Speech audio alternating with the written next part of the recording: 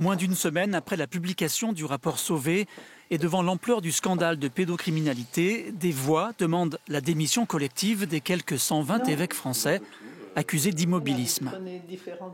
Bien sûr, on ne réforme pas l'Église en 6 jours, mais en 6 jours, on a le temps de dire qu'on est prêt à la réformer. Or, nous n'avons pas entendu cette volonté de réforme et pour nous, c'est un signe supplémentaire de défiance. Au cœur du problème, selon les signataires de cet appel, les évêques, donc, leur pouvoir dans la hiérarchie catholique.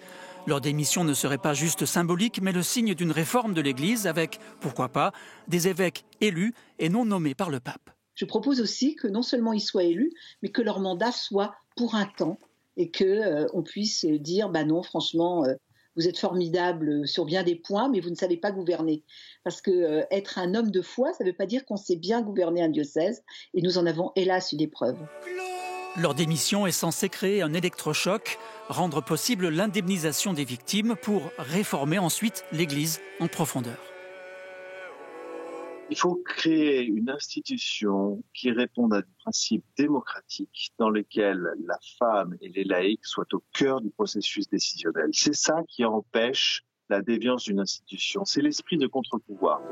Les signataires espèrent une petite révolution dans la gouvernance de l'Église.